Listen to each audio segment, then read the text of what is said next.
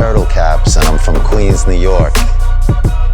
I do a character that people have affectionately started calling Turtlecaps. It's basically a shell with a spray cap and a wind-up key and Mickey Mouse feet.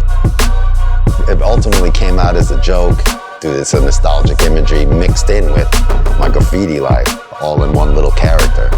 Like the cap is obviously because of my eared spray paint. The wind-up key is because when you turn those toys and they walk around, they go everywhere. So as a graffiti writer, you know, I'm like, oh, look at that spot. Go hit it. Put my can away, I'm walking around. Oh shit, look at this spot. Go wherever there's a spot at. So that represents that. And then the Mickey Mouse feet and the turtle shell.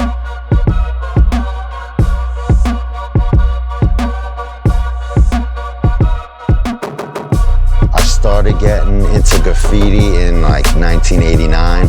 Graph of the 90s, that's what it was. I started hanging out a lot in the Bronx, just doing my thing out there.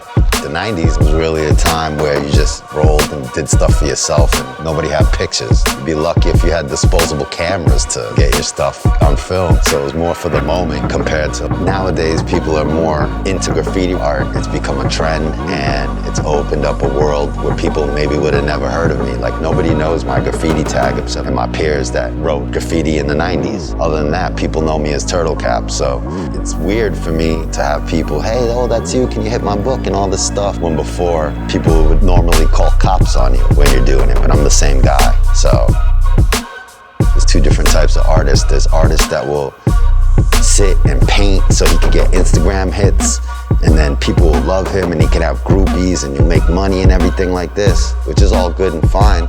But there's also the artist that will sit there and paint even if there wasn't a person left on the planet. It's just inside you.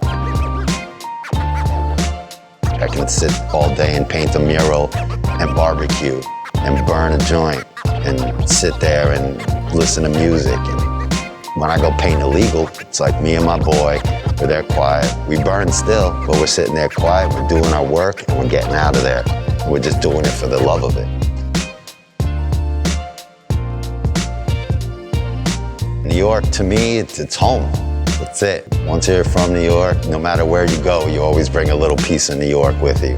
I'm from Queens and I represent my borough since I was born pretty much. It's almost like one of the forgotten boroughs. There's a lot of street artists and graffiti writers in Queens. We get busy. Over here is the Project for Living Artist Gallery space where I have a curatorial side. I'm able to bring together a group show of 50 artists. This is in Queens. We did an art show here called Inside Out, so I want to show all these people that I'm traveling to Bushwick and Lower East Side to go be in galleries and paint walls, is that Queens has it going on too. Outside of just having an awesome space in here with these 50 amazing artists, I was also allowed to paint the outside of the building. So on the outside, there's 19 mini murals there. So the concept of Inside Out, you got gallery shows with street artists, but then you actually have murals and stuff. So this place is a unique place overall that can really go places for artists and the community as well, because like I said, Queens got it going on too. So, you know, I always represent from my neighborhood and my borough, wherever I go.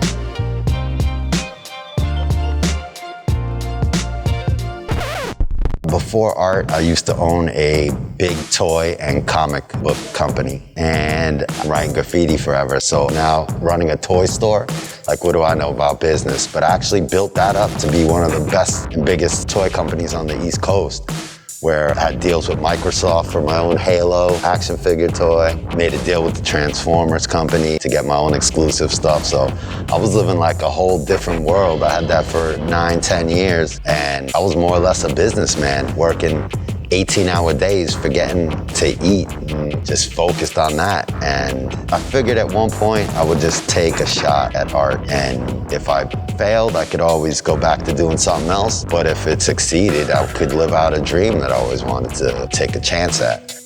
Before the toy store in the mid-90s, early 2000s, I used to work for High Times magazine, which is one of the historic cannabis magazines in the world. And I had a high job there too, so that helped me organize and utilize all these skills that I have and refine them And now I take both of those worlds mixed in with my graffiti and my past life. I apply that all into one, and Turtlecaps is the result. My advice to other people, anybody, you're starting a sneaker company, don't give up. It's not gonna happen right away. It's the people that stick in and work hard. It's easy to give up. It's hard to work hard and grind all the time and hustle like nonstop. Like I eat, sleep, and dream about this, what I'm gonna do next. What walls I have to do, am I coming out with pins? Oh, I got my baseball cards, I have to do this show, I have to make prints, paint, you know, whatever it is. Like, I just hustle hard. Everyone who knows us knows. I can say it again though.